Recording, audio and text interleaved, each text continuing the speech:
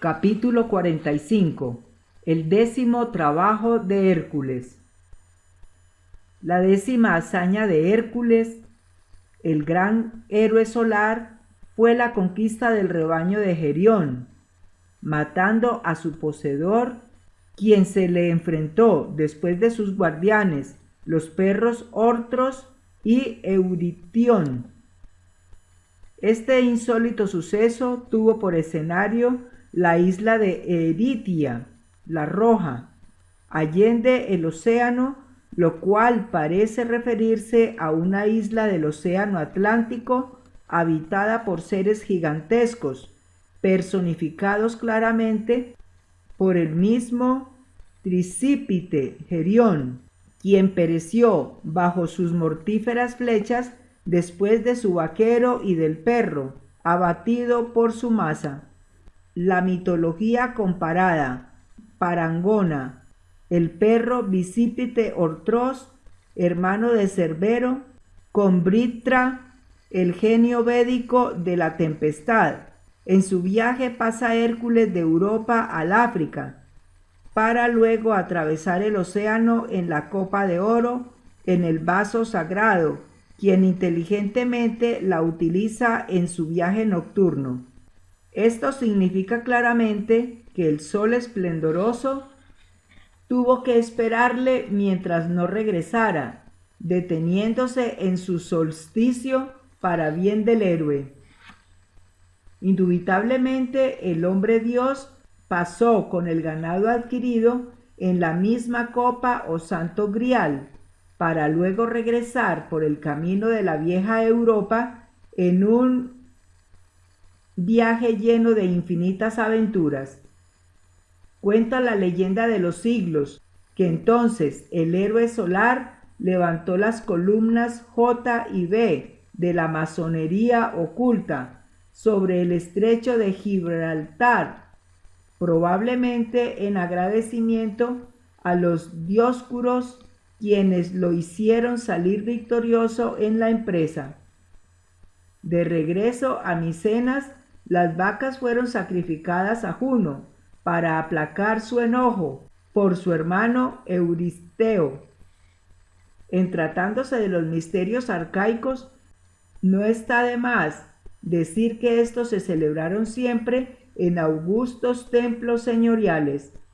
Cuando traspasé el umbral de aquel templo Mu o lemúrico, donde otrora fuese instruido en los misterios de la ascensión del Señor, con infinita humildad solicité del hierofante algunos servicios que me fueron concedidos.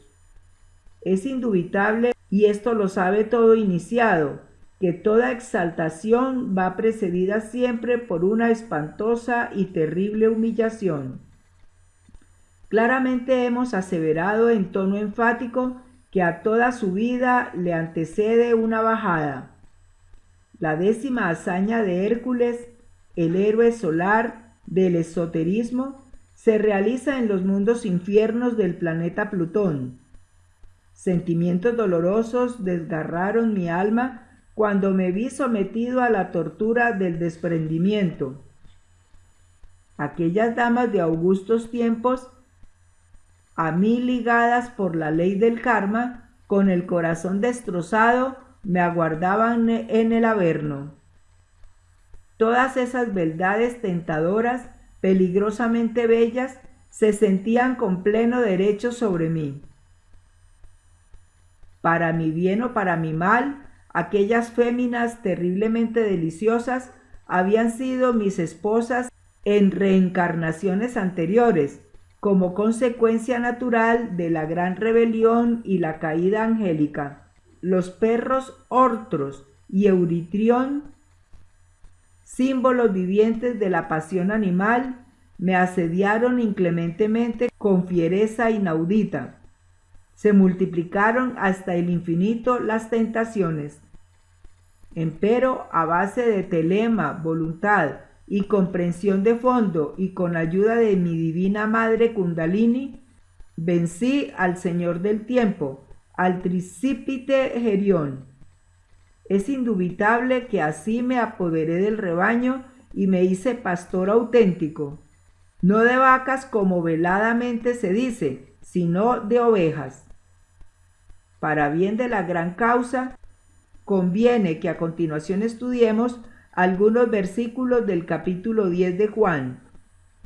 De cierto os digo, el que no entra por la puerta, el sexo, en el corral de las ovejas, mas sube por otra parte, predicando doctrinas diferentes que nada tienen que ver con la magia sexual blanca, el tal es ladrón y robador. Se hurta las ovejas y se las lleva al abismo. Nosotros salimos del Edén por la puerta del sexo. Solo por dicha puerta podemos volver al Edén. El Edén es el mismo sexo. Mas el que entra por la puerta, el sexo, el pastor de las ovejas es. A éste abre el portero, y las ovejas oyen su voz, y a sus ovejas llama por nombre con el verbo íntimo, y las saca, se las lleva por el camino del filo de la navaja, y como ha sacado fuera todas las propias, va delante de ellas, y las ovejas le siguen, porque conocen su voz, su verbo. Mas al extraño no seguirán, antes huirán de él, porque no conocen la voz de los extraños.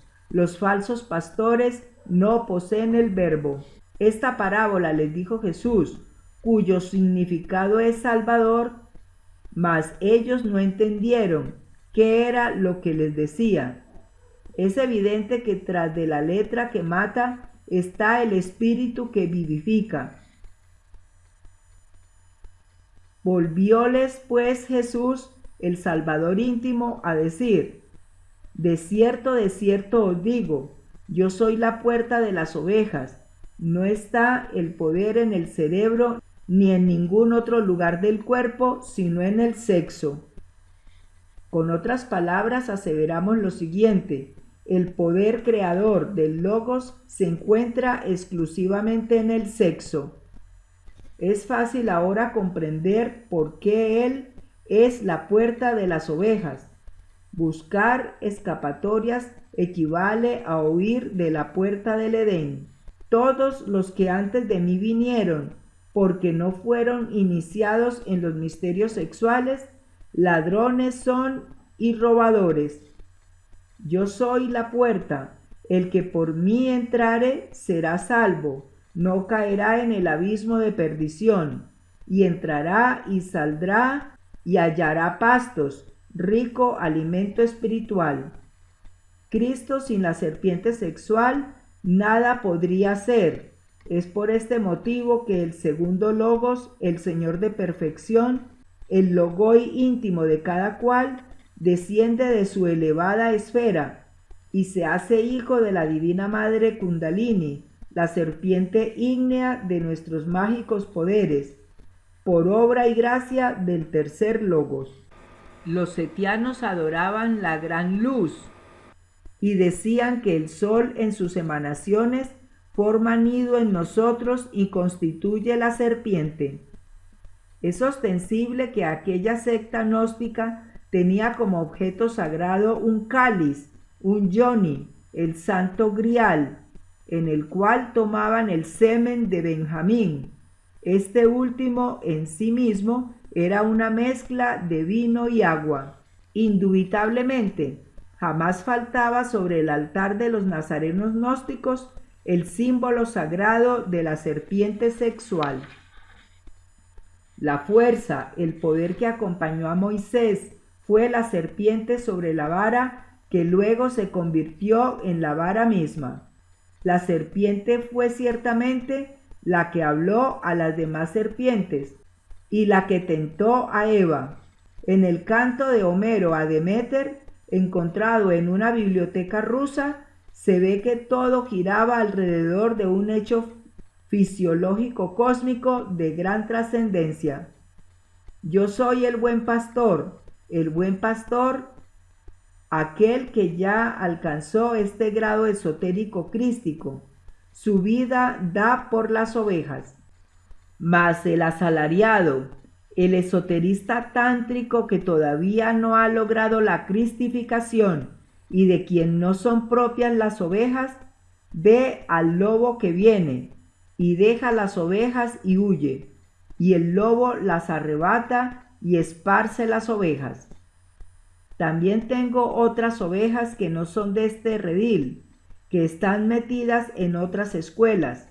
Aquellas también me conviene traer y oirán mi voz, y habrá un rebaño y un pastor. Por eso me ama el Padre, porque yo pongo mi vida para volverla a tomar. El Cristo íntimo cristaliza en nosotros y nos redime cuando somos dignos. Nadie me la quita, mas yo la pongo de mí mismo, como diciendo: cristalizo en mi humana persona cuando quiero. Tengo poder para ponerla y tengo poder para volverla a tomar. Ese mandamiento recibí de mi Padre.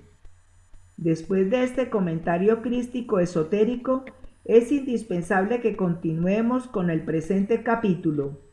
Qué sencilla, qué infalsificable hermosura primitiva tienen en verdad todos esos relatos platónicos que versan sobre dioses y diosas arcaicos, seres divinos del pasado lemúrico, auténticos pastores tántricos del Edén sexual, sublimes criaturas que levantan ciudades ciclópeas, instruyen pueblos, los dotan de una legislación jamás superada y premian sus heroísmos. Realizar en sí mismo el misterio hiperbóreo, el misterio del Grial, es urgente cuando anhelamos convertirnos en auténticos profetas, en genuinos pastores cristificados. Necesitamos pasar el Mar Rojo, atravesar el océano tempestuoso de la vida, pasar a la otra orilla en la copa de oro, en el vaso sagrado que Helios, el sagrado sol absoluto, nos presta. Concluidos los esotéricos trabajos en los infiernos del planeta Plutón, hube entonces de levantar columnas. Plus ultra, Adán Cadmon, hombre celeste, tales son los místicos significados que se le han atribuido a las dos columnas de Hércules. Aquel evento cósmico humano fue precedido por la desencarnación de mi esposa sacerdotisa Litilantes. Incuestionablemente, ella en sí misma era ciertamente el único nexo kármico que en este valle doloroso del Samsara me quedara. Yo la vi alejarse de su descartado vehículo lemúrico, vestida ciertamente de riguroso luto. Adán-Eva es indubitable el significado más secreto de las dos columnas de Hércules. Reconciliación con lo divinal resulta urgente, inaplazable, impostergable. Tú lo sabes. Levantar columnas es reconciliación, regreso de la pareja original, vuelta al Edén. Necesitamos retornar al punto de partida original, volver al primer amor. Eso es indiscutible, irrefutable, irrebatible. En los arcaicos misterios del continente Mu o Lemuria, yo hube de vivenciar el crudo realismo de esto en bodas paradisíacas edénicas. Entonces recibí por esposa a una gran iniciada. Quiero referirme en forma enfática a la otra mitad de la naranja, a mi Eva particular primigenia. Así levanté las dos columnas de Hércules. En plena mesa del festín me hallaba, acompañado dichoso por la nueva esposa y muchos altos sacerdotes.